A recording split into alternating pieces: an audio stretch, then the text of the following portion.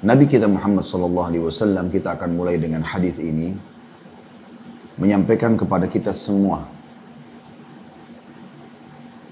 bahwasanya beliau mengatakan,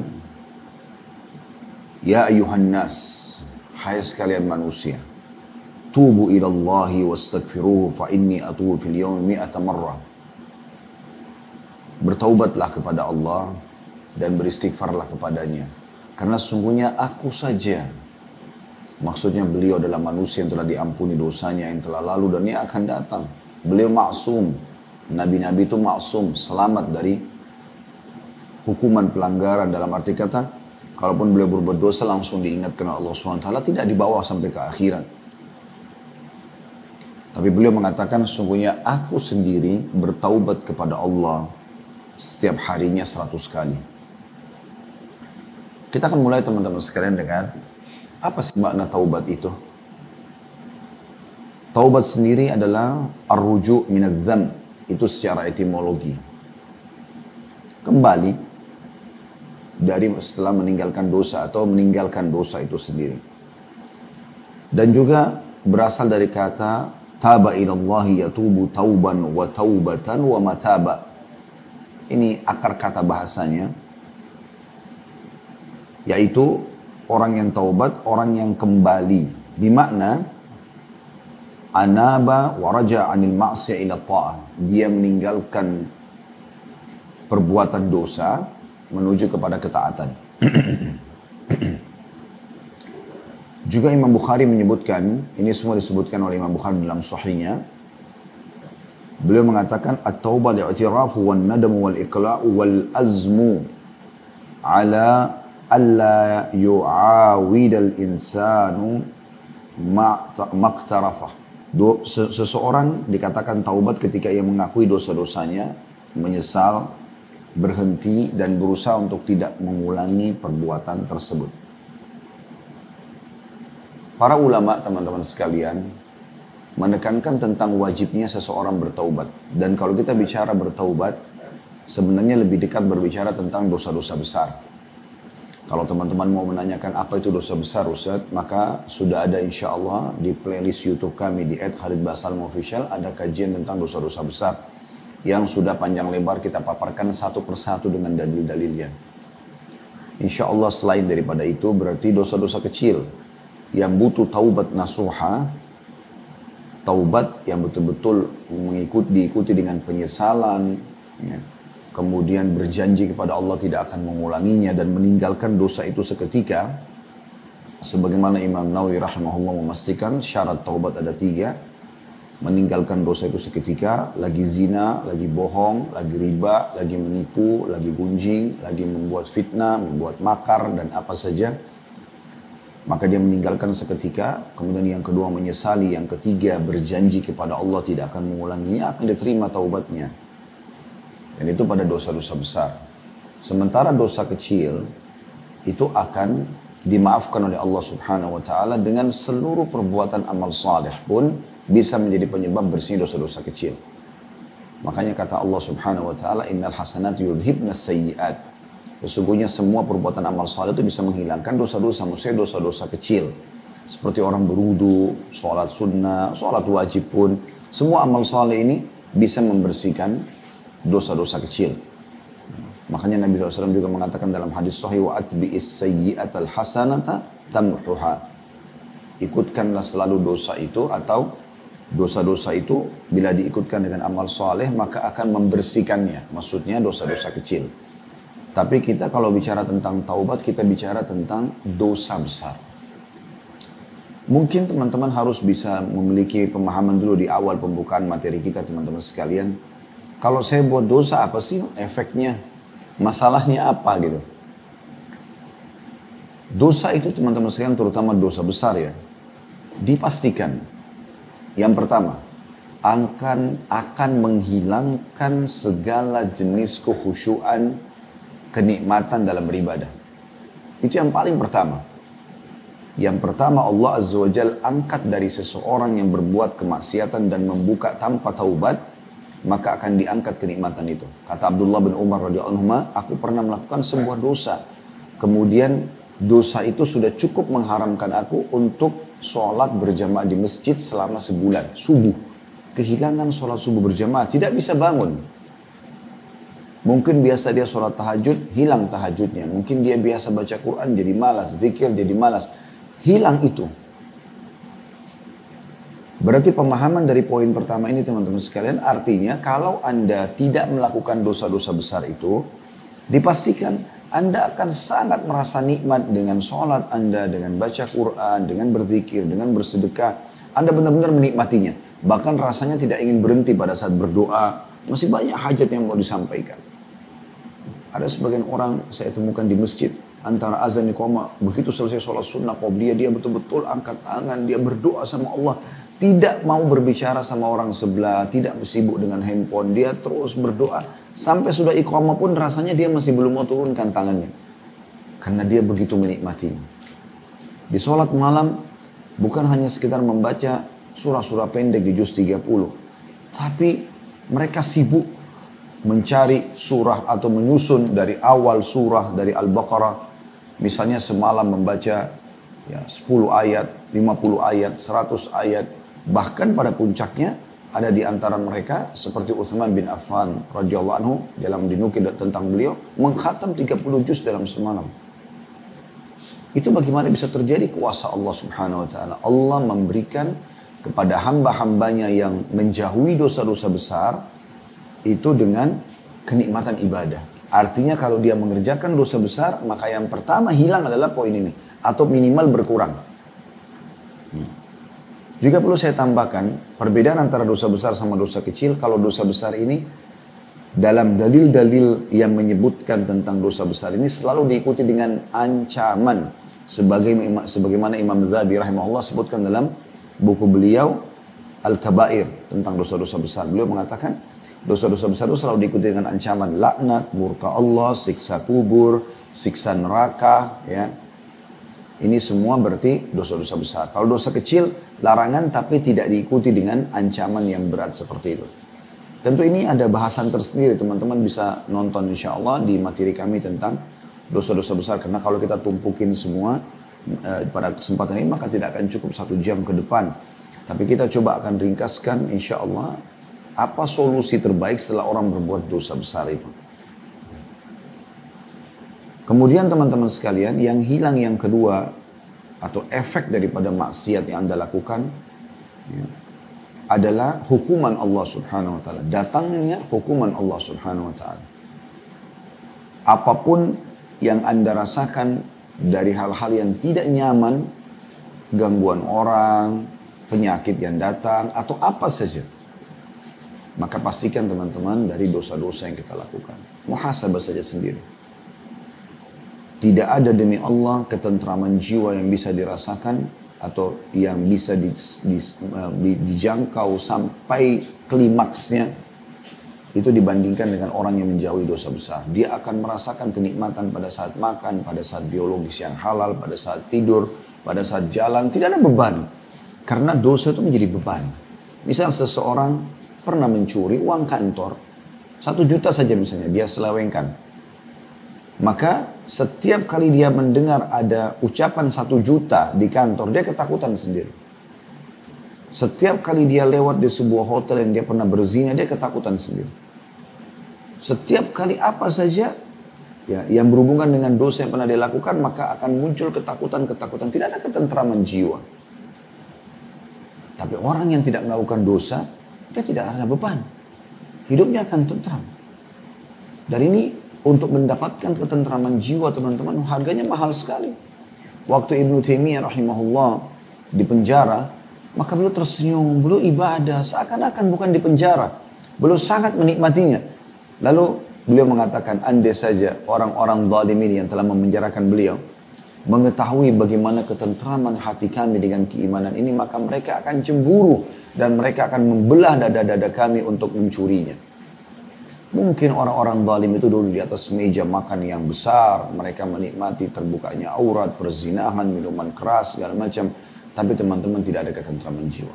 Dia hanya menikmati sesaat, setelahnya akan datang permasalahan-permasalahan. Sumpah, sedih, mimpi buruk, gangguan-gangguan orang.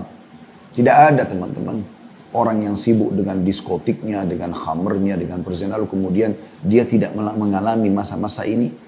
Kalau Anda pernah lalui ini, Anda pasti akan merasakan. Dan tidak ada orang, subhanallah, kalaupun Anda pernah alami ini, Anda akan merasakan apa yang saya katakan. Pada saat Anda taubat nasuha, kemudian Anda mengikuti proses itu, sudah 1 bulan, 2 bulan, 1 tahun, Anda tetap coba istiqamah, Anda akan rasakan kenikmatan jiwa yang luar biasa. Luar biasa kenikmatan jiwa yang Anda rasakan, yang tidak bisa dinilai. Tidak ada dokter manusia yang mampu memberikan itu. Maka dosa ini bisa mendatangkan hukuman. Ada orang yang hukumannya langsung spontan, tabrakan, dan segala macam jenis-jenis yang lainnya. Efek yang ketiga teman-teman sekalian, adalah buruknya hubungan dengan makhluk. Karena dengan berbuat dosa, maka akan terjadi hal-hal yang tidak diinginkan. Apalagi kalau dosa itu berhubungan dengan makhluk, Anda mencuri, menggibah, memfitnah, mencaci, memukul, apalah, memanipulasi data, menipu, berkhianat, maka akan merusak hubungan Anda dengan manusia yang lainnya. Sementara Anda kalau tidak melakukan itu, tidak akan merusak hubungan Anda. Anda baik-baik saja. Ya. Saya pernah berbicara dengan beberapa ikhwah. Kebetulan kami bicara tentang masalah taubat pada saat itu. Maka saya pun sampaikan di pengajian sebagaimana saya jelaskan kepada teman-teman pada saat ini. Saya bilang kalau Anda mau mengetahui, kalau antum ingin mengetahui ya, bagaimana sebenarnya saya sekarang ini benar atau salah. Salah satu contoh sederhananya, bayangkan sekarang kalau Anda meninggal dunia. Kira-kira dengan sikap dan perbuatan Anda sekarang ini, orang akan mengatakan Anda ini soleh, solehah, atau akan mengatakan Anda ini jahat atau fasik, atau ahli maksiat. Kalau Anda sekarang bayangkan Anda meninggal, kemudian orang mengatakan, oh itu orang soleh, oh itu orang solehah. Karena selama Anda hidup, Anda sholat, Anda puasa, Anda mengaji, Anda hadir majelis ilmu, Anda gak pernah punya masalah dengan orang. Orang mungkin ada yang menjelek-jelekkan Anda, tidak memusuhi mereka, tidak membalas keburukan dengan keburukan. Maka pasti orang akan mengatakan, oh itu orang baik. Saya sering dengar itu beberapa orang meninggal dunia, pada saat orang membicarakan, oh si fulan itu baik. Oh si fulan itu Masya Allah akan masuk surga. Si fulan akan begini dan begitu. Dan itu pernah terjadi di zaman Nabi SAW. Ada jenazah lewat lalu para sahabat mengatakan, oh si fulan ini begini dan begitu. Diceritakan tentang kebaikan orang itu. Maka kata Nabi SAW, wajabat terjadi seperti apa yang kalian ucapkan. Karena disebutkan tentang kebaikan-kebaikannya. Dan kalau seandainya Anda meninggal dunia, Anda bayangkan saja pada saat Anda meninggal. Kira-kira orang sekitar Anda menilai Anda baik atau buruk? Kalau ada di antara mereka mungkin yang bisa mengucapkan, Alhamdulillah si fulan meninggal dunia. Karena selama ini selalu lisannya tajam, ya, orangnya pelit, ya, misalnya jahat, suka mengganggu. Sebagaimana Nabi SAW mengatakan kalau orang yang syar, orang yang buruk itu, orang yang jahat itu, pada saat dia meninggal, dia sendiri tenang dari perbuatan dosanya, karena kalau dia terus masih hidup, dia akan melakukan perbuatan dosa yang lebih banyak dan lebih berat hukumannya hari kiamat. Dan orang yang ditinggalnya pun lebih tenang. Orang yang ditinggalnya pun lebih tenang. Karena sudah hilang dari keburukan orang ini. Tidak ada ketentraman jiwa teman-teman dalam melakukan dosa. Merusak hubungan Anda. Subhanallah, kita sering temukan kisah-kisah para salafus saleh yang mereka dicaci maki, mereka dihina, mereka segala macam. Mereka nggak pernah balas keburukan dengan keburukan. Akhirnya juga musuh-musuhnya kehabisan peluru istilahnya, karena selalu menggibah dia, mencaci dia, tidak pernah tanggapin. Yang terjadi adalah mereka cari mangsa lain orang-orang itu, tidak lagi kepada orang ini. Dan pada saat mereka meninggal, aman-aman saja. Ada di antara mereka seperti kasus Abu Bakar, Umar radhiyallahu anhuma, yang sudah jelas-jelas ya, mertua Nabi SAW keduanya dijamin masuk surga. Bahkan para sahabat ridwanullah alaihi memberikan kesaksian tentang keduanya, ya, tentang kebaikan. Sudah sering kami mendengarkan kata mereka, Rasulullah SAW mengatakan, aku Abu Bakar dan Umar, aku bersama Abu Bakar dan Umar. Dan pada saat dikubur pun subhanallah, kuasa Allah di dalam ruangan meninggalnya Nabi SAW, itu ada Abu Bakar sama Umar. Jadi hidup bersama Nabi SAW, meninggal pun bersama Nabi SAW. Kemuliaan apa yang lebih daripada itu? Allah Subhanahu Wa Taala menjaga kuburan mereka. Ya. Tidak ada satu orang pun yang bisa masuk kuburan tersebut, termasuk Aisyah sendiri radhiyallahu anha, pemilik kamar yang ada kuburan atau rumah pemilik yang ada Nabi SAW, jenazah Nabi SAW tidak bisa dikubur. Umar bin Khattab sempat minta izin, dan akhirnya Aisyah pun mengizinkan pada saat beliau sakit keras dan akhirnya dikuburkan di situ. Dan Imam Qurtubi rahimahullah menyebutkan beberapa riwayat bahwasanya siapa yang dikubur di sebuah lokasi maka bisa dipastikan kalau dia terbuat dari komponen tanah yang ada di situ. Maka beliau mengatakan tidak diragukan lagi bahwasanya Abu Bakar sama Umar ya, termasuk terbuat dari tanah yang dibuat Nabi alaihi salatu wassalam. Karena bisa di situ. Tapi apa yang terjadi setelah beliau meninggal? Sampai sekarang ya, orang-orang Syiah banyak mencaci maki, melaknat, bahkan dengan terang-terangan ya, di hari Asyura mereka mencaci maki dan melaknat, bahkan menganggap itu adalah sebuah ibadah bagi mereka. Pernah di zaman setelah meninggalnya Abu Bakar sama Umar, termasuk meninggalnya Uthman bin Affan, lalu ada sebagian orang yang datang kepada Ummul Mukminin Aisyah radhiyallahu anha dan berkata, kenapa masih ada orang yang berbicara tentang Abu Bakar sama Umar? Karena mereka sudah meninggal. Maka kata Aisyah radhiyallahu anha, saya tidak tahu kecuali memang Allah ingin menambahkan pahala buat keduanya. Mereka tidak pernah mengenal orang-orang ini, tidak pernah membalas keburukan mereka, apalagi sudah meninggal dunia. Tapi Allah berikan tambahan-tambahan pahala justru dengan masalah seperti ini. Dan subhanallah, dengan taubat nasuha ini teman-teman sekalian, kita akan banyak terbuka program-program baru dalam ibadah yang mungkin kita tidak pernah terfikir sebelumnya. Coba Anda praktikin. Anda taubat nasuha, kemudian Anda jalankan, coba istiqamah. Misal Anda mulai sholat malam, Anda mulai sholat duha, mungkin malam ini cuma 2 rakaat, Anda cuma baca inna atayna wal asr. Anda coba istiqamah sampai seminggu, sebulan anggaplah. Anda akan mulai nanti ada program, ada keinginan untuk membaca surah yang lebih panjang. Ada yang misalnya membaca satu malam yang tadinya cuma membaca beberapa atau surah-surah pendek dengan cuma 2 rakaat, Anda sekarang sudah mulai pindah ke 4 rakaat, 8 rakaat, atau Anda mungkin sudah sempurna ke 11 rakaat, Anda sudah mulai baca per rakaatnya 5 ayat, nanti akan tiba-tiba bertambah jadi 10, jadi 100 ayat, dan seterusnya. Ya. Saya tahu ada orang-orang yang Masya Allah, sholat malamnya bertahap seperti itu, kemudian sekarang sudah bisa membaca setiap malamnya 1000 ayat. Dan 1000 ayat itu berarti dalam kurang lebih 7 hari, sudah bisa mengkhatam 30 juz Al-Quran. Bahkan kurang dari itu. Ya. Kalau 1000 ayat itu dibaca pada saat sholat malam, karena mengejar keutamaan hadis Nabi SAW sampai membaca 1000 ayat, dia telah mendapatkan derajat yang tinggi, keutamaan-keutamaan yang banyak. Ya. Itu juga dengan orang yang membaca 100 ayat. Jadi Nabi SAW sebutkan jumlah-jumlahnya, tapi 1000 ayat yang tertinggi. Maka kalau dibaca 1000 ayat itu, sebagian mereka membaca di sholat malam. Dan saya tahu orang ini. Ya. Luar biasa. 1000 itu berarti ayat ada 6000. Dalam Al-Quran ada 6000 sekian ayat. Berarti kalau 1000 ayat per hari, 6 hari sudah 6000. Sisanya beberapa ayat itu diselesaikan di hari ke-7. Setiap 6 atau 7 hari khatam Al-Quran. Terus begitu. Dan itu teman-teman tidak bisa orang yang belum bersih hatinya, belum taubat nasuha, kemudian tiba-tiba bisa melakukan ibadah-ibadah yang tingkat levelnya seperti itu. Kita dengarkan bagaimana pendapat para ulama tentang masalah wajibnya taubat ini. Ibnu Qudam al-Maqdisi rahimahullah yang meninggal tahun 689, beliau berkata, para ulama telah berijma, sepakat tentang wajibnya taubat. Gak boleh ditunda. Buat dosa pada saat itu, Allah Subhanahu wa Ta'ala berikan penyesalan dalam hati Anda supaya Anda kembali. Allah Subhanahu wa Ta'ala memberikan rasa takut, khawatir, mungkin bahkan hinaan orang, ya, supaya Anda berhenti. Kata beliau, para ulama telah ijma atau sepakat tentang wajibnya taubat. Karena sungguhnya dosa-dosa membinasakan manusia dan menjauhkan manusia dari Allah. Maka wajib segera bertaubat. Nggak ada pilihan dalam masalah itu. Jadi jangan teman-teman setelah berbuat minum-minuman keras, main di karaoke, di diskotik, terus kemudian Anda tidur, sumpek, bangun, sedih. Anda tidak tangkap sinyal itu. Malah jalan lagi sama teman-teman lain, tambah lagi dengan zina, kembali lagi khamar, tidak akan menyelesaikan perkara Anda. akan menambah dan menumpuk kesedihan di atas kesedihan, permasalahan di atas permasalahan. Solusi terbaik, ambil ya solusi ini. Bagi Anda yang sempat ikut acara kita siang ini, demi Allah, Allah sedang menginginkan kebaikan buat Anda.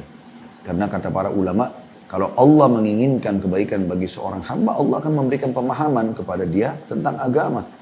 Juga sebagian ulama, itu dalam hadis ya, sebagian ulama menanggapi hadis tersebut mengatakan berarti siapapun yang ingin atau yang sempat beristighfar berarti Allah ingin mengampuni dosanya. Siapapun yang Allah sampaikan kepadanya ilmu agama sehingga dia bisa mempraktikkan dalam hidupnya, baik bertobat dari dosa atau mengerjakan sebuah amal soleh, berarti Allah inginkan kebaikan untuknya. Ini sebuah hal yang luar biasa sebenarnya. Kemudian juga dikatakan oleh Ibnu Qayyim rahimahullah tentang masalah ini, sesungguhnya segera bertaubat kepada Allah dari perbuatan dosa hukumnya adalah wajib dilakukan dengan segera dan tidak boleh ditunda. Gak ada alasan untuk menundanya. Mungkin Anda setelah taubat itu Anda mati, Allahu a'lam. Ya. Begitu juga Imam Nawawi rahimahullah berkata, para ulama telah sepakat bahwa bertaubat dari seluruh perbuatan maksiat adalah wajib, bukan pilihan. Wajib dilakukan dengan segera dan tidak boleh ditunda. Apakah itu dosa kecil ataupun dosa besar. Siapa di antara kita teman-teman yang luput dari dosa? Nabi Adam alaihissalam, ayah kita, manusia yang pertama diciptakan. Allah SWT menyebutkan dalam Al-Quran tentang pelanggaran yang dilakukan. Tapi dia bertaubat. Begitu juga disebutkan tentang bagaimana Nabi Yunus alaihissalam, walaupun kita tidak boleh mengatakan kita lebih baik daripada Nabi Yunus. Bahkan hampir semua nabi-nabi di hari kiamat nanti tentang yang diambil dari hadis syafaat Nabi SAW atau syafaat kubra ya. Bagaimana Nabi SAW memberikan pertolongan kepada manusia pada saat itu dengan sujud di depan singgasana atau di bawah singgasana Allah Subhanahu Wa Taala. Sampai Allah mengizinkan Nabi SAW memberikan syafaat atau pertolongan. Semua nabi-nabi umumnya menolak dan menyebutkan masing-masing kesalahan mereka. Walaupun mereka sudah taubat dan Allah Subhanahu wa taala menyelamatkan mereka sebagaimana saya katakan tadi maksum ya. Tapi para nabi pun melakukan kesalahan, kita pun melakukan kesalahan, tapi yang benar adalah jangan sampai kesalahan tersebut membuat kita justru makin jadi dan tidak mau kembali kepada Allah Subhanahu wa taala. Atau kita kembali mengulang-ulangi, nanti kan kita sebutkan beberapa tingkatan orang yang berbuat dosa atau orang yang bertaubat ya. Para sahabat mengatakan di dalam riwayat-riwayat yang sahih, ya, seperti Ibnu Umar berkata, "Kunna la na'uddu li Rasulillahi sallallahu alaihi wasallam." Kami menghitung dari sikap Nabi sallallahu alaihi wasallam fil majlisil wahid, dalam satu majlis sekali duduk sama Nabi sallallahu alaihi wasallam, mi'ata marrah, beliau 100 kali mengucapkan. Apa yang diucapkan Nabi sallallahu alaihi wasallam 100 kali? Rabbi gfirli wa tub alayya innaka anta tawwabur rahim. Wahai Tuhanku, ampunilah aku, terimalah taubatku, sesungguhnya engkau maha menerima taubat dan maha pengasih. Nabi Muhammad SAW dalam satu majelisnya 100 kali ucapin itu. Sambil ngobrol, sambil dengan Rabbi gfirli wa tub alayya innaka anta tawwabur rahim. Beliau ngobrol lagi, beliau ucapin lagi. Sampai Ibnu Umar menghitung. Kalau beliau mengucapkan dalam satu majelis itu sampai 100 kali. Artinya Nabi SAW beristighfar dalam sehari bisa lebih dari 100 kali. Dan bisa saja makna daripada sabda Nabi SAW tadi yang pertama kita ucapkan atau sampaikan. Yang aku beristighfar dan bertobat kepada Allah sehari 100 kali. Bisa saja itu ada dalam satu majelis yang dimaksudkan. Karena Abdullah bin Umar ini terkenal dengan sahibut ta'assi. Orang yang sangat ngotot ya, dan ketat sekali ya, dalam mencontohi Nabi SAW. Apa yang Nabi SAW melakukan, beliau ingin orang yang pertama melakukannya. Rasulullah SAW bersabda, teman-teman, memotivasi kita untuk taubat. Ya, dalam banyak sabda beliau. Di antaranya, kata beliau, Inna Allah yabsutu yadahu bil-layli liyatuba musi'un nahar. Sesungguhnya Allah Subhanahu wa ta'ala, maha suci dan maha tinggi, membuka tangannya di malam hari untuk menerima taubat orang yang berbuat dosa di siang hari. Wa yabsutu yadahu bin nahari liyatuba musi'ul lail. Lalu dia melapangkan, membuka kedua telapak tangannya di siang hari untuk menerima taubat orang yang melakukan kesalahan di malam hari. Hatta tatlu'u syamsu min maghribiha, sampai matahari terbit dari barat. Kalau sekarang terbit dari timur, maka tanda-tanda hari kiamat adalah dari barat. Dan cukup banyak yang berhubungan dengan masalah ini tentunya. Nabi SAW juga bersabda dalam hadis yang lain, dan hadis ini hadis sahih semuanya, Inna Allah yakbalu taubatal abdi malam yughargir. Allah akan terus menerima taubat hambanya selama ruh belum sampai ke tenggorokan. Sampai detik-detik terakhir sebelum dia meninggal, ya, maka akan diterima taubatnya. Dan terlalu banyak kisah yang berhubungan dengan masalah ini teman-teman sekalian ya. Dan alangkah baiknya kalau teman-teman mau taubat, teman-teman ikuti dengan sholat 2 rakaat yang biasa dikenal dengan sholat sunnah taubat.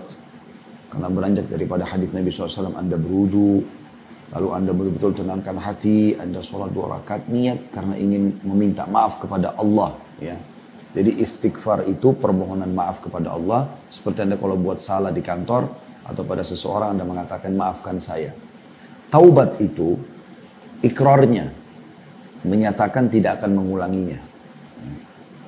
Jadi itu seperti kita tulis sebuah pernyataan, saya tidak akan mengulangi kesalahan ini. Kata Nabi SAW, ma min rajulin yadhnubu dhanban atau yudhnibu dhanban. Tidak ada seseorang pun yang melakukan perbuatan dosa, thumma yakumu fayatatahhar thumma yusalli. Kemudian dia berdiri, lalu dia bersuci, ya, dia berwudu. Kemudian dia sholat 2 rakaat, thumma yastaghfirullah, kemudian dia mau maaf kepada Allah, illa ghafarallahu lah, kecuali Allah akan maafkan kesalahannya. Thumma qara'a hadhil ayah, kemudian beliau pun membacakan firman Allah Subhanahu wa taala, A'udzu billahi minasyaitonir rajim, walladzina idza fa'alu fahishatan aw zalamu anfusahum dzakarullaha fastaghfaru lidzunubihim. Al-ayah yang artinya, dan orang-orang yang apabila melakukan perbuatan dosa, kemudian atau mereka menzalimi diri mereka, lalu mereka mengingat Allah dan mereka beristighfar terhadap dosa-dosanya. Dan beliau mengatakan dalam riwayat yang lain, kecuali tidak seorang pun yang melakukan perbuatan dosa, kemudian dia berwudu, lalu dia sholat 2 rakaat, lalu dia memohon ampun kepada Allah SWT, kecuali Allah akan ampunkan dosanya. Maksudnya selepas sholat itu. Dalam bertobat ini teman-teman ada tingkatan-tingkatan manusia. Dan ini tujuannya kita sebutkan agar kita coba memilih tingkatan yang terbaik. Tingkatan yang terbaik dalam taubat. Yang pertama adalah orang yang istiqomah dalam taubatnya hingga akhir hayatnya. Ia tidak punya lagi keinginan untuk mengulangi dosa. Dan ia berusaha membereskan semua urusan yang ia pernah keliru. Apa saja yang dia pernah buat salah, dia perbaikin semua. Kalau antara dia sama Allah SWT dulu dia tidak sholat, dia tidak puasa, dia selesaikan semua. Dia berharap dalam jiwanya bergejolak supaya sebelum dia meninggal, ini semua sudah dia tuntaskan, tidak ada hisabnya hari kiamat. Apabila ada hak-hak manusia di situ, maka dia juga bisa menyelesaikan perkaranya. Jadi dia pun berusaha, bukan cuma bertobat seperti ini, tapi dia berusaha untuk tidak terjerumus dalam jenis dosa apapun termasuk dosa kecil. Dia berusaha. Dan orang-orang seperti ini kita temukan selalu sibuk. Dari amal soleh ke amal soleh lagi. Amal soleh ke amal soleh lagi. Dan ini subhanallah efeknya dalam kehidupan sehari-hari bukan pada dirinya saja. Tapi pada lingkungan dia. Orang-orang pada saat melihatnya saja, orang-orang jadi ingin taubat juga. Orang-orang jadi semangat juga berbuat ibadah. Kata Ibnu Qayyim rahimahullah. Menceritakan tentang gurunya Ibnu Taimiyah rahimahullah. Beliau mengatakan kami kalau sudah merasa kalak, mulai merasa sumpah, mulai merasa seperti malas beribadah, maka kami datang hanya untuk melihat saja Ibnu Taimiyah. Dengan melihat beliau saja, kami sudah semangat kembali untuk ibadah. Kami sudah semangat lagi untuk meninggalkan dosa-dosa. Ini ciri orang yang luar biasa. Memang mereka coba istiqamah. Karena mereka sudah memahami makna daripada kenikmatan meninggalkan dosa itu. Ya. Dan ini Allah sebutkan dalam surah Fatir tentang tingkatan orang-orang ini. Surah nomor 35 ayat 32. Yang bunyinya, A'udzubillahi minasyaitonirrajim, wa minhum muqtasidun, wa minhum sabiqum bil khairati biidznillah. Di antara mereka ada yang lebih dulu berbuat kebaikan, ya, dengan izin Allah Subhanahu wa taala. Yang dimaksudkan adalah mereka yang taubat benar, ikhlas, kemudian mereka istiqamah. Dan ini disebutkan juga dalam istilah agama kita, nafsul mutmainnah, jiwa yang tenang, yang Allah SWT sebutkan pada saat mereka meninggal. Malaikat datang lalu malaikat mengatakan, ya ayyatuhan nafsul mutmainnah, irji ila rabbiki radiyatan mardiyah. Hai jiwa yang tenang, maksudnya selalu tenang dalam beribadah kepada Tuhannya, selalu tenang ya, dan kokoh untuk meninggalkan dosa-dosa gitu kan. Maka kembalilah kau kepada rahmat dan pengampunan Tuhanmu. Kemudian yang kedua adalah orang-orang yang menempuh jalan orang-orang yang istiqomah dalam semua perkara ketaatannya, mirip dengan golongan pertama tadi, dan menjauhi semua dosa-dosa besar.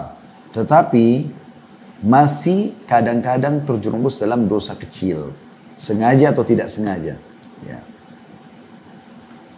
Namun setiap kali mereka buat dosa kecil, mereka menghardik diri mereka sendiri. Melihat yang haram, mendengar yang haram, apa saja misalnya perbuatan-perbuatan yang bukan dosa besar. Mereka sudah coba istiqomah, tapi kadang-kadang masih saja ya. Ada cuplikan yang dinonton, ada apa, masih melihat ini, melihat itu. Kadang-kadang ini masih ada dosa-dosa, tapi dosa kecil. Mereka tidak lakukan dosa besar. Ini tingkatan yang kedua. Dan Allah Subhanahu wa taala menyebutkan tentang mereka dalam surah An-Najm, surah nomor 53 ayat 32 yang bunyinya a'udzubillahi minasyaitonirrajim. Alladzina yajtanibuna kaba'iral itsmi wal fawahisha illa al-lamam inna rabbaka wasi'ul maghfirah. Yang artinya orang-orang yang menjauhi dosa-dosa besar dan perbuatan keji yang selain dari kesalahan-kesalahan kecil ya.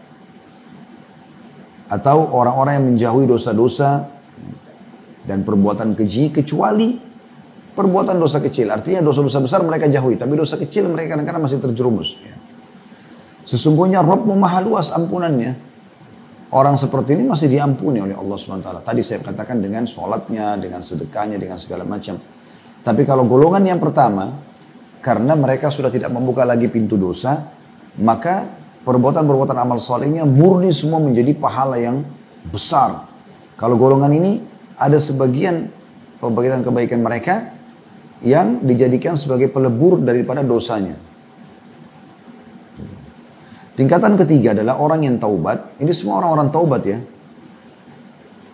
Dan dia coba istiqomah. Tapi hanya sampai waktu tertentu saja. Kemudian suatu saat dia kembali mengerjakan dosa-dosa besar lagi. Kalau tadi kan golongan kedua bedanya. Dia melakukan dosa tapi dosa kecil. Kalau golongan ketiga, dia taubat kemudian dia kembali terjerumus dalam dosa besar. Kayak kembali lagi pada perzinahannya, kembali lagi pada kebohongannya, kembali lagi. Itu dosa besar, dia kembali lagi. Nah ini tingkatan orang bertobat juga. Nah orang-orang seperti ini, bukti dia bertobat adalah dia menyesali perbuatannya. Dan dia coba untuk berusaha melawan gejolak bisikan syaitan itu. Tapi bedanya sekali lagi dengan golongan kedua, ini memang terjun dalam dosa besar. Kalau golongan kedua tadi cuma dosa kecil. Dosa besar mereka mustahil melakukannya. Kalau golongan pertama besar, kecil tidak dilakukan lagi setelah taubat gitu. Ya. Ini Allah sebutkan dalam surah At-Taubah, surah nomor 9 ayat 102 tentang mereka. A'udzubillahi minasyaitonirrajim. Wa akharuna i'tarafu bidhunubihim khalatu amalan salihan wa akharu sayyi'an. Asallahu an yatuba alaihim innallaha ghafurur rahim. Dan ada pula orang-orang lain yang mengakui dosa-dosa mereka. Mereka terjerumus dalam perbuatan dosa. Mereka mencampurkan pekerjaan yang baik dengan pekerjaan yang buruk. Maksudnya dosa. Nah, ayat ini sebenarnya turun kepada orang-orang juga atau sahabat yang tidak sempat mengikuti perang Tabuk. Ya. Di mana waktu itu wajib setiap muslim yang mampu laki-laki untuk ikut. Padahal di antara mereka yang tidak ikut, maka dianggap dosa. Dan mereka orang beriman, mereka para sahabat. Ya. Kisah Ka'ab bin Malik dan teman-temannya radhiyallahu anhum ajma'in yang Allah sebutkan dalam surah At-Taubah gitu kan. Bagaimana mereka mencampurkan itu. Tapi karena mereka bertaubat, mereka merasa menyesal sampai waktu itu diboikot oleh Nabi SAW dan Nabi SAW suruh para sahabat yang lain memboikot selama 53 hari kurang lebih ya. Sampai turun ayat Allah SWT yang memastikan diterima taubat mereka. Gitu. Sesungguhnya Allah maha pengampun lagi maha penyayang. Ya, jadi ini memang golongan ketiga adalah orang yang pernah bertaubat lalu dia kembali lagi dengan atau kepada dosa besarnya. Tentu tingkatan ini berbahaya sebenarnya teman-teman sekalian ya. Berbahaya sekali karena bisa saja dia tidak sempat taubat kalau dia melakukan perbuatan dosa. Tapi tobat-tobat awalnya diterima Allah SWT. Tapi pada saat dia berbuat dosa lalu dia tidak segera bertaubat, maka ini bisa berbahaya bagi dia karena akan ada konsekuensi hukuman terhadap perbuatan tersebut. Golongan yang keempat adalah orang yang bertaubat, tapi taubatnya hanya sementara waktu saja, kemudian dia kembali melakukan dosa-dosa dan maksiat. Kemudian tidak lagi taubat setelah itu. Artinya taubat yang pernah dilakukan dianggap sudah cukup. Nah ini yang diinginkan oleh syaitan. Ya. Yang biasa juga orang bahasakan dengan futur yang terus menerus. Ya, kalau orang yang pernah berbuat amal saleh, pernah istiqamah, kemudian terjerumus dalam perbuatan dosa, dia turun imannya namanya futur. Nah ada orang yang masuk golongan ketiga tadi. Atau golongan kita mulai dari golongan kedua, mereka buat dosa kecil lalu mereka kembali segera. Taubat dan segalanya. Ada golongan ketiga, melakukan dosa besar, lalu dia taubat juga. Nah golongan yang keempat ini, dia pernah taubat dulu. Kemudian dia sudah rasakan kenikmatan majelis ilmu, kenikmatan keimanan. Kemudian dia selalu terjerumus dalam dosa, tapi dosa besar. Mirip dengan ketiga, cuma bedanya dia nggak kembali lagi taubat. Dia cukupkan dengan taubat yang pertama. Maka dia terus terpuruk orang seperti ini. Dan orang seperti ini berbahaya sekali. Saya sering kasih gambaran seperti orang yang terguling, ya, terbanting, jatuh dari sebuah bukit yang tinggi, kemudian dia jatuh ke bawah. Nah orang yang pintar adalah, kalau tadi golongan pertama sama golongan yang kedua, golongan kedua sama golongan ketiga, mereka itu coba pada saat mulai jatuh, mereka langsung bertahan, memegang pinggir-pinggir tebing tersebut, lalu kemudian berusaha naik kembali. Tapi golongan keempat ini tidak. Dia jatuh, dia biarin dirinya jatuh gelunding sampai ke bawah sekali. Bahkan bisa saja mereka meninggal dalam keadaan maksiat itu. Wa na'udzubillah. Ada orang yang sampai pada tingkat sudah sampai pada tingkat dia meninggal dalam keadaan kufur. Ada yang meninggal dalam keadaan su'ul khatimah dengan minum khamar dan segala macam. Dinukil sebuah kisah, ada seseorang muadzin di negeri Syam. Dia setiap kali azan panggil orang sholat, pahalanya besar. Kemudian satu waktu ada satu tetangga masjid, orang baru pindah Nasrani. Dan memiliki seorang anak gadis yang sangat cantik. Anak perempuan tersebut kena rumah baru, dia coba keluar ke teras, dia ingin lihat situasi di situ. Ternyata dilihat karena orang Nasraninya, dia tidak pakai hijab segala macam. Dan terlihat orang ini cantik, maka si muadzin tertarik. Pada saat dia tatapkan matanya ke wanita tersebut, wanita juga menatap sambil senyum, dia pikir dia dikasih sinyal, dia berhenti, nggak jadi azan, dia turun ke rumah tetangga tersebut. Kemudian berbicara kalau dia menyukai wanita itu. Dan dia ingin menikahinya. Maka wanita itu mengatakan, saya Nasrani. Nggak mungkin saya menikah sama kamu, kamu Muslim. Kecuali kau pindah agama, maka dia pun memilih untuk pindah agama. Dan itu para ulama menulis kisah ini tentang su'ul khatimah. Bagaimana orang yang terjerumus dalam satu perbuatan dosa yang akhirnya membuat dia tidak sempat taubat. Maka dia tinggalkan pekerjaan azan di hari yang sama, diterima lamarannya karena dia murtad dari agama Islam. Dan pada waktu itu kuasa Allah SWT, Allah buat atap kamar perempuan itu sebelum dia menikmati tubuhnya pun. Ya. Itu ada yang celah terbuka dan dikhawatirkan hujan masuk, maka dia pun menyatakan pada istri dia siap untuk naik memperbaiki. Begitu dia naik, tergelincir, jatuh, terbentur kepala, lalu dia meninggal dalam keadaan kufur. Wa na'udzubillah. Ya. Ada orang juga begitu, pernah istiqomah, pernah rasakan kenikmatan iman, pernah tahu nikmatnya majelis ilmu, berzikir, sholat malam. Tapi karena dia terus membiarkan dirinya tergelinding jatuh, ya, di tebing-tebing dosa ini, dan tidak berusaha untuk memberhentikan dirinya, tidak segera ya bertaubat kepada Allah SWT, maka mereka pun meninggal dalam keadaan berzina, minum khamar, riba, dan segala macam hal. Padahal dulunya dikenal orang ini baik. Allah musta'an, dan ini bahaya sekali. Ya. Saya pernah melihat teman-teman sekalian di depan mata saya ada sebagian orang begitu. Saya kenal mereka. Di masa-masa awal kami muda bersama-sama, maksudnya di umur-umur belasan tahun, puluhan tahun, di awal-awal balik, dari awal balik sampai umur 20 tahun, ya dari 14, 15 tahun sampai 20 tahun, 25 tahun. Saya tahu bagaimana orang-orang ini luar biasa gitu. Ya. Mereka dalam bermuamalah, mereka dalam menuntut ilmu, tapi subhanallah tidak istiqamah dalam masalah ini. Sehingga akhirnya terjerumus dalam satu perbuatan dosa dan terus terjerumus membiarkan diri dalam keadaan tersebut. Yang luar biasa, dia lebih memilih bisikan syaitan daripada penyampaian nasihat dari para da'i atau para teman-temannya yang bisa memberikan masukan dalam masalah ini. Kalau seingat saya pernah Abu Hurairah radhiyallahu anhu duduk bersama dua orang sahabat. Saya pernah sebutkan kisahnya dalam Sirah Nabawiyah. Namun saya lupa namanya orang yang dimaksud. Subhanallah tidak terlintas sekarang. Kuasa Allah manusia kadang-kadang lupa, tapi kisah ini sahih.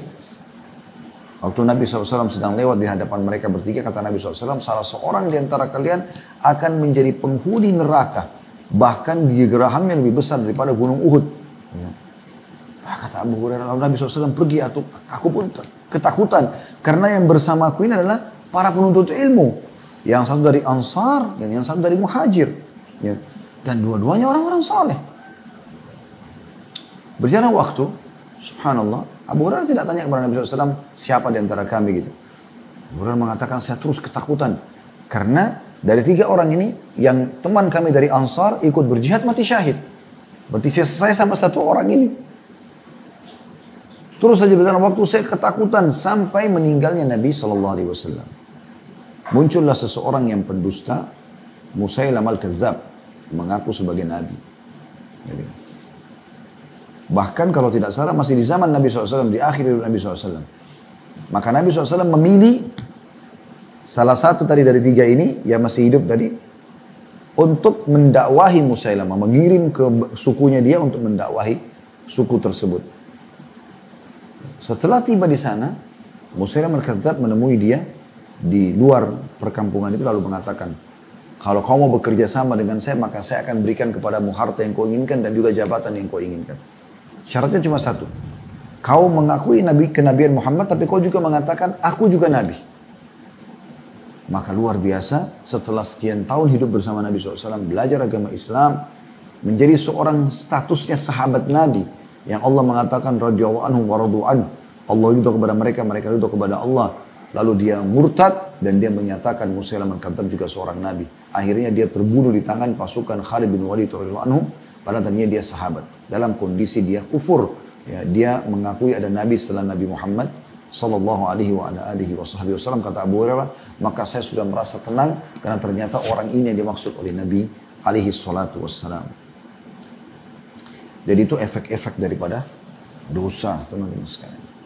Baik, sekarang kita perkuat bahasan kita dengan kalau saya taubat. Apa yang saya dapatkan? Keutamaannya. Dan sering saya bahasakan teman-teman sekalian.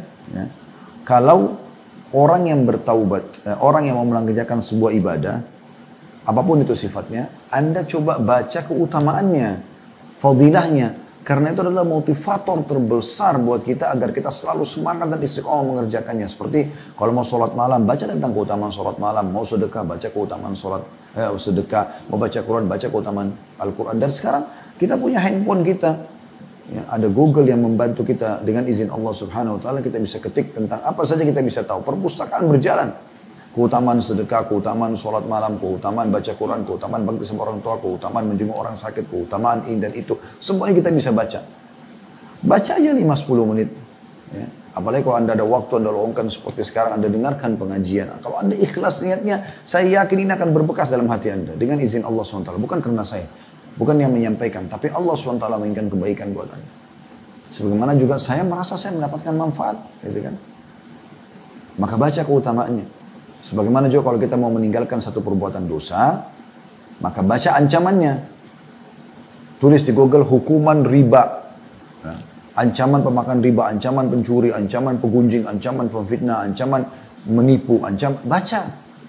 Itu akan membuat kita terem. Wahyu akan berbicara dengan hati manusia untuk meninggalkan. Oh, ternyata nanti disiksa kubur ya, nanti kena laknatnya, nanti ini dan itu. Anda akan tinggalkan itu. Baik, tobat ini punya banyak manfaat teman-teman. Kita mulai dengan hadis yang sahih di mana Nabi SAW bersabda, "At-taibu minadz-dzambi kaman la dzamba lahu." Orang yang taubat dari dosa, maka seperti orang yang tidak pernah berbuat dosa. Tidak ada lagi dosanya. Subhanallah, salah satu sahabat yang cerdas sekali adalah Amr bin As radhiyallahu anhu. Pada saat beliau datang bersama 2 sahabatnya, dua-duanya, tiga-tiganya ini anak muda terpilihnya Quraisy, orang-orang yang cerdas dan memang setelah masuk Islam mereka terkenal punya kiprah. Ya, mereka datang masuk Islam, diantaranya Khalid bin Walid juga dari 3 orang ini. Yang jelas Amr bin As pada saat 2 sahabatnya sudah syahadat, dia mengatakan, ya Rasulullah, saya mau syahadat tapi saya punya syarat. Tidak pernah ada orang masuk Islam kasih syarat kecuali Amr bin As radhiyallahu anhu. Luar biasa kasih syarat. Maka kata Nabi SAW, apa syaratmu? Dia mengatakan, ya Rasulullah, saya minta syarat Saya mau syahadat tapi seluruh dosa saya masa lalu dimaafkan sama Allah. Maka Nabi SAW tersenyum sambil mengatakan, wahai Amr, bukankah kau atau belumkah kau tahu bahwasanya masuk Islam ya, atau taubat dari kekufuran itu akan membersihkan semua dosa-dosa yang lalu?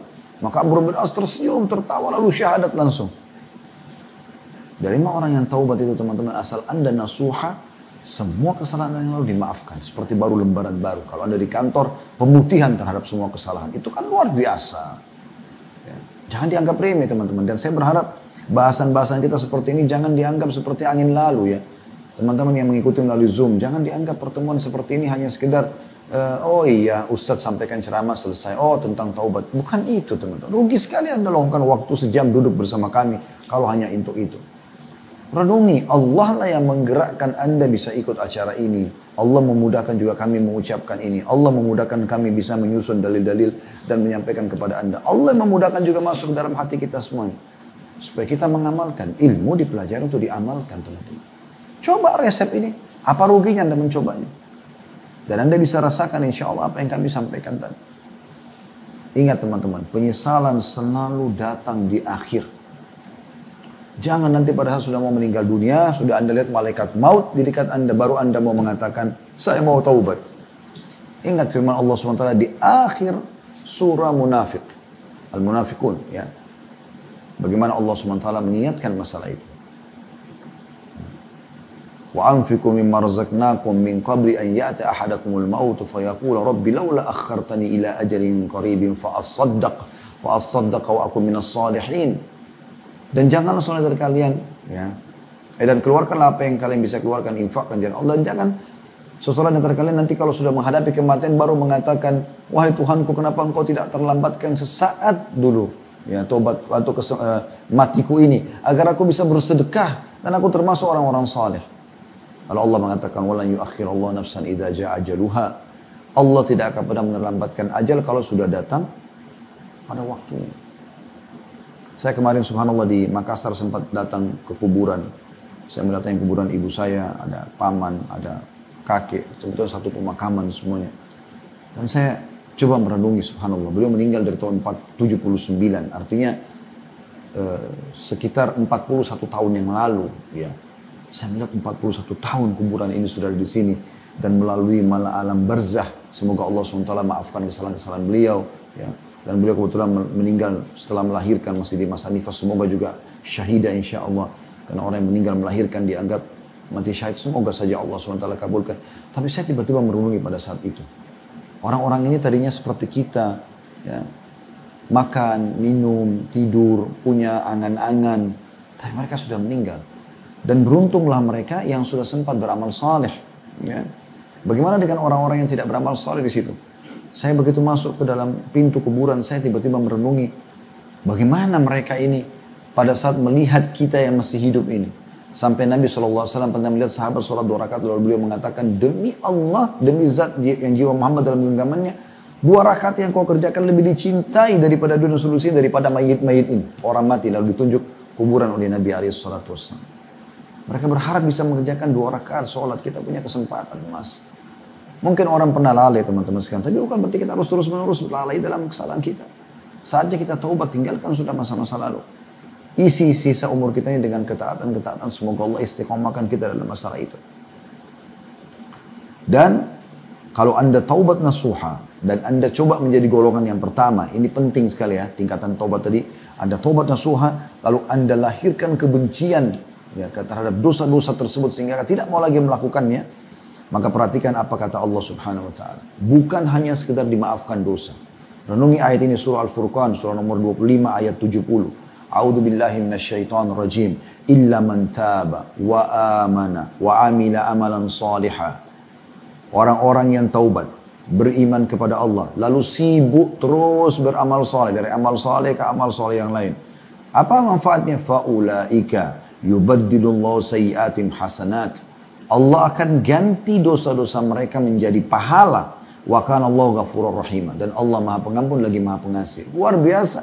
Dosa yang kita kerjakan 10 tahun, 20 tahun, 30 tahun. Mungkin Anda yang sekarang yang sudah 10, 70 tahun, 60 tahun atau maaf, 50 tahun Anda berbuat dosa misalnya. Allah ganti semua itu menjadi pahala. Hanya karena tobat nasuha ini luar biasa. Karunia yang luar biasa gitu. Maka salah satu yang perlu kita jadikan sebagai doa kita teman-teman adalah Allahumma baddil jami' sayyiati hasanat.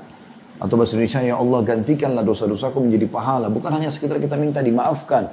Tapi minta agar Allah dengan kemahamurahannya justru menggantikan dengan pahala. Itu penting sekali. Jadi yang pertama manfaat Anda dapatkan kalau Anda sedang taubat adalah dibersihkan semua kesalahan Anda yang lalu.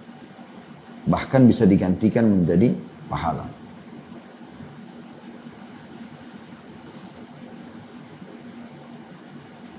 Kemudian selanjutnya Allah subhanahu wa ta'ala akan memudahkan segala rezeki buat dia dengan taubat. Sebagaimana sudah masyhur sekali dalam surah Nuh ya. Teman-teman kalau membuka surah Nuh, Anda bisa melihat bagaimana di ayat 10 sampai ayat 12-nya ya. Allah subhanahu wa ta'ala memastikan tulisan nabinya Nuh alaihissalam. Bisa dibuka dulu surah Nuh.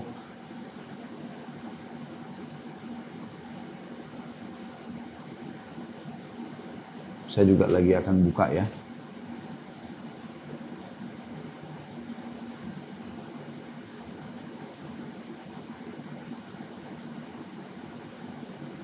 Ya surah nomor 71.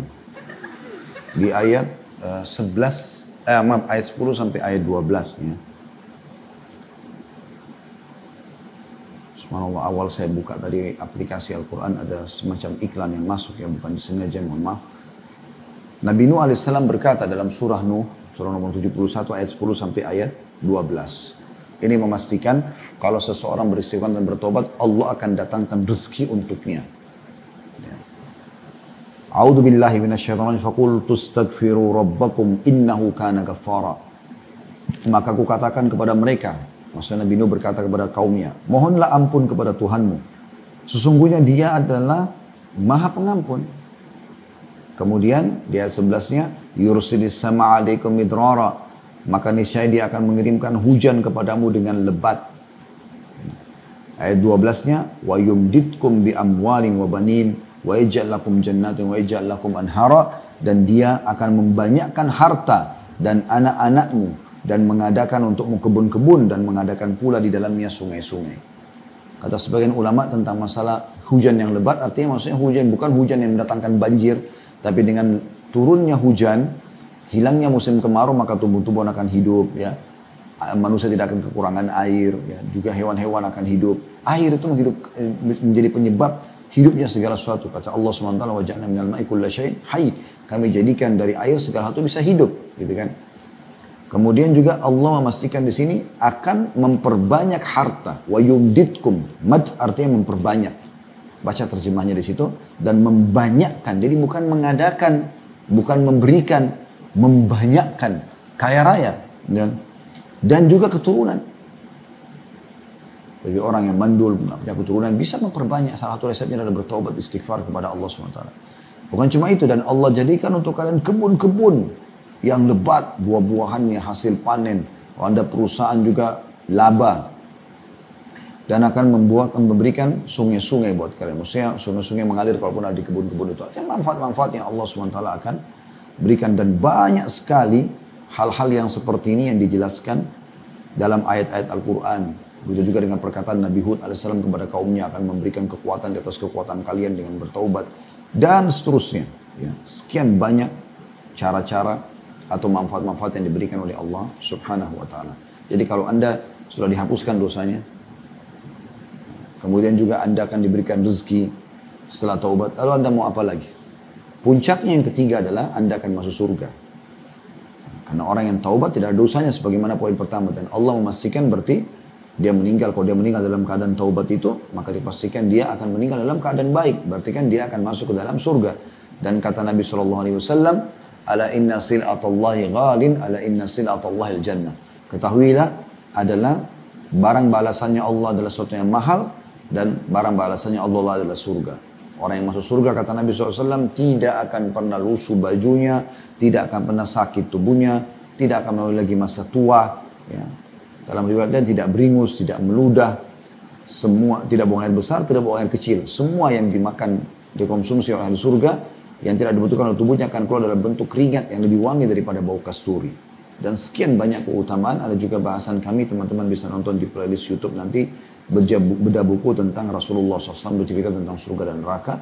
Ada 30 pasal lebih saya berbicara pada saat itu tentang surga, dan insya Allah Anda bisa melakukan hal tersebut. Baik, saya akan coba teman-teman sekalian menutup tema kita ini dengan beberapa kiat agar kita bisa istiqomah dalam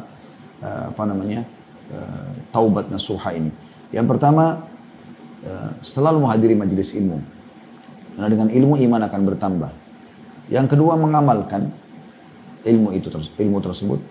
Ya. Yang ketiga, jangan pernah tinggalkan teman-teman membaca Al-Quran. Baca Al-Quran. Karena Al-Quran itu petunjuk bagi manusia. Petunjuk bagi manusia. Coba baca Al-Quran. Renungi ayat-ayatnya. Minimal yang sering Anda baca. Di juz 30 itu subhanallah. Ya, umumnya banyak berbicara tentang surga dan neraka. Kuburan. Terus saja Allah SWT gambarkan. Berarti itu kan surah-surah yang termasuk pendek dalam Al-Quran yang bisa Anda baca dari ayat, dari juz, sebenarnya dari juz 28 ya, 28, 29, 30 itu sangat bagus. Kalau tidak, Anda mulai dari juz 30 saja, dari surah Naba, Amma Yatasa'alun sampai akhir An-Nas, Anda akan temukan banyak sekali peringatan-peringatan di situ. Baca Al-Quran, renungi makna-maknanya. Yang keempat, teman-teman, coba renungi kisah-kisah orang-orang soleh, kisah-kisah para nabi, kisah-kisah para sahabat, ya. Subhanallah, sampai sekarang saya belum membahas itu, tapi insya Allah saya akan membahas khusus nanti tentang 25 Nabi dan Rasul dengan izin Allah SWT. Sudah sementara saya rancang, semoga Allah mudahkan itu. Tapi sementara sudah ada 40 episode, bahkan sudah 50 episode lebih tentang serial sahabat. Dari Abu Bakar sampai, kalau seingat saya yang terakhir, Abu Musa al-Asy'ari radhiyallahu ajma'in. Ada 50 lebih serial sahabat yang Anda bisa lihat di situ dan mendengarkan kisahnya. Cukup banyak, di playlist YouTube ada insya Allah. Tersusun rapi masalah itu. Jadi kita perlu dengar kisah-kisah mereka, bagaimana mereka melalui kehidupan, karena mereka sama dengan kita. Bagaimana ada pedagang Abdurrahman bin Auf, ada Utsman bin Affan, bagaimana juga ada tokoh-tokoh politik yang maksudnya orang-orang yang menjadi pemimpin negara seperti Abu Bakar, Umar, Utsman, Ali, Muawiyah, dan beberapa ya, tokoh-tokoh yang lain yang sempat jadi gubernur ya, di zaman-zaman Khulafaur Rasyidin. Ini mereka adalah orang-orang yang soleh yang bisa kita jadikan sebagai patokan. Yang kelima, teman-teman sekalian, yang perlu kita lakukan adalah membentuk komunitas kita. Komunitas. Karena kata Nabi SAW, Al-maru ala dini khalili, seseorang sesuai dengan agama teman-temannya. Falyandur ahadukum mayu khalil. Maka seseorang dari kalian harus melihat siapa yang dia jadikan sebagai sahabatnya. Karena kita akan terpengaruh kalau kita tidak membentuk komunitas ini. Yang terakhir, coba berdoa dan memperbanyak, terus rutinkan istighfar dan memperbanyak doa agar Allah Subhanahu wa taala menolong kita semua selalu berada di atas agamanya sampai kita meninggal. Sebentar kok teman-teman sekalian. Dan ingat pesan saya teman-teman untuk diri saya dan teman-teman sekalian, orang yang beriman, orang yang menjadi orang soleh dan solehah itu tidak ada ruginya. Mereka boleh makan, mereka boleh minum, mereka boleh tidur, mereka menggunakan pakaian yang bagus, mereka kejar prestasi terbaik dari akademik, misalnya mau sampai doktor, profesor, silakan. Mereka mau menjadi seorang orang terkaya di negaranya misalnya. Yang penting dia berada di koridor halal, gitu kan? Maka silakan nikmati. Kalau orang beriman, teman-teman, Anda menjadi orang soleh atau soleh, lalu Anda hidup susah, tidak bisa makan, tidak bisa minum, tidak bisa biologis. Biologis yang halal kan bisa Anda dengan menikah, kan gitu. Maka tidak bisa semua ini, mungkin wajar Anda melanggar, tapi tidak. Ditambah lagi tadi saya sudah jelaskan manfaatnya kita punya ketentraman jiwa yang sangat luar biasa, teman-teman, dengan bertobat atau tobat kepada Allah SWT.